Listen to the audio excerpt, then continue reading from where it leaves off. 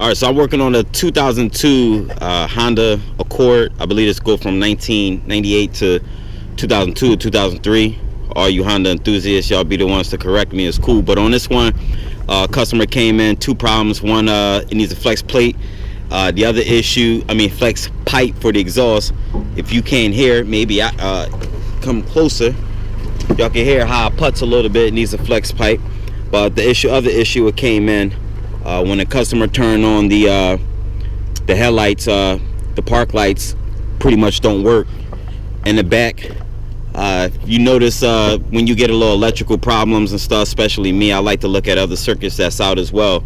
So I know the tail light, the bolt for the tail light is out, and license plate light, that's what I meant to say. The inner tail lamps, they got some couple bulbs in it. Look like it's just one bulb and it reflects over. But this one comes on with the park lights when you turn them on. Then you got the brake bulb and the park lamp over here as well too. So the issue is he got brakes, he got third brake light, got headlight, got high beams, but the park lights don't come on whatsoever. Then it don't come on in the front headlight as well too.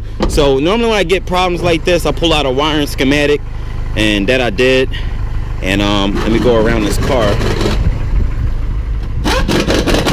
I check my fuses. That's always typical. Always check your fuses when you get problems and stuff, and then you chase it backwards or whatever which way direction you want to go. But I don't know if you guys can see this good up close, but okay, so this is basically what I did. I like to chase everything from the wiring. I'm going to show you the wiring diagram, but the wiring diagram, the way I started, sometimes I work backwards, and I like use the same method as traveling water. It's going to go somewhere pretty much. So this connector right here, this is for the park light, one of the inner lamp. That is a solid red with black stripe, and then you got the black one for the ground. So the ground is cool. I already checked that because I got continuity. But this right here, there's no power right here, so this is why I know to chase it backwards. Go work backwards pretty much. So one, and there's another connector up in there, and that shares the same circuit. And there's another connector down up inside of there. I don't know if you guys can see it any good right there, but that connector chases all the way up and to the front. I'm pretty sure there's another connection point, but I got all the way up into here, and there is on a wiring diagram, because I was going to worry about the combination meter, the combination switch, the turn signal stalk. I was going to worry about that, but something tell me just keep working backwards or whatever. So it led me to up to here, the wiring diagram. If you want to know if you can see, but under here is a relay. There's a separate relay for the tail lamp, and with this one, I unbolted it from the frame. It was like a little bracket right here, and then it was mounted to up here on the frame. So one of these is for the oxygen sensor, and the other one is for the heated O2 sensor, and the other one is for the tail lamp. So in this, I noticed I had a check engine light on. If you can see all the way over there, the check engine light, being as though the lights don't work and the check engine light is on, the code is for the heated O2 sensors. I don't find it a coincidence that the relay for the heated O2 sensor and I got tail light problem all in the same area. So I like to sniff around, smell, use my sensors or whatever, but I was able to see that there's some type of maybe water intrusion or something like that. Looked like water. Definitely did leak down. You can see this bracket is like all rusty or whatever, and you can see rust build up and everything.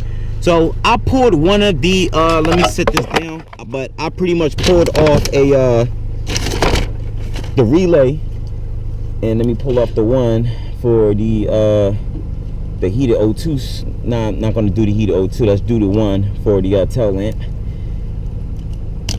And as I pulled it out, you can see how corroded, how bad this looks. This looks really bad, and I wouldn't have never known this if I didn't follow the wiring diagram backwards. A lot of people is not really savvy with this, but if you spend like a tremendous amount of time looking at wiring schematics, it'll just become to English one day. So yeah, this definitely play with your connection.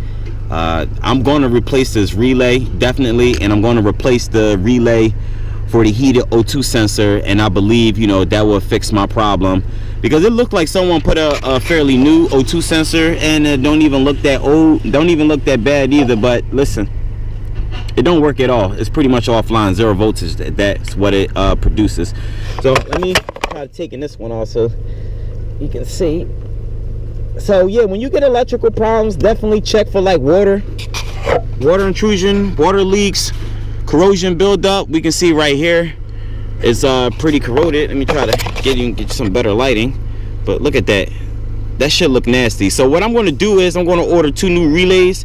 I'm going to spray up the contacts real good and see if that helps.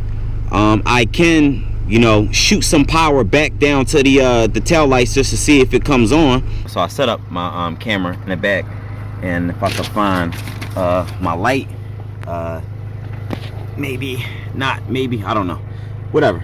So this is what I'm going to do for you. So according to my wiring schematic, the 2 circuits, well, most thing I was keen on was on a relays, 4 wires, 2 going in, 2 going out. There is this red and green one right here. It passes through the relay, through the coil, and then it comes out on the red and the yellow one. If I stick my probe in here, it does pop up. I don't know if you can see it, but it indicates, let me try to get it, if you can see the voltage right there. It's quiet. It doesn't, it's supposed to make an audible sound, but it didn't. There's definitely a lot of resistance built up in here, but this 12 is supposed to pass through on the other side, and see how it's not passing through whatsoever. So this is pretty much what I'm going to do to confirm that the tail lights don't work. I mean, yeah, the tail lights don't work. So I'm going to turn the switch on. I believe it's already on. It is. And I'm going to go back in here, and I'm going to shoot 12 volts through the circuit that comes out of the relay. Actually, I'm not gonna, because it passes through the combination switch, so I'm not gonna do that. I'm about to mess stuff up already. Don't be following me. But there is the red and the black wire that goes back to the parking lamps that is shared with the bulbs or whatever. So this is what I'm worried about the most. So I'm gonna go ahead and continuity, and I'm going to power it up, and you should see it being illuminated in the picture below on the screen. See it going on and off? Definitely. So between this crapped out connector, the corrosion, water intrusion, this whole ordeal, I told the customer I'm going to go down to the junkyard, cut him out a new connector that comes with the heated oxygen sensor relay and the relay for the tail lamp, and this is the whole thing, and it's gonna come back. So this is just a diagnostic.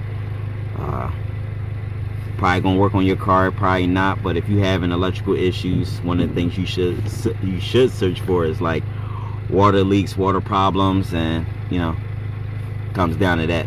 Not every car is gonna be the same. Some cars may come down to a fuse. Some may be able to just put in a relay. This situation, ain't nothing I could do for now. You can try cleaning it up. Cleaning it ain't gonna help, because how many times this car done rained? Who knows? It looks horrible. So I only go to repair. I'm getting out of here. I'll holla at y'all.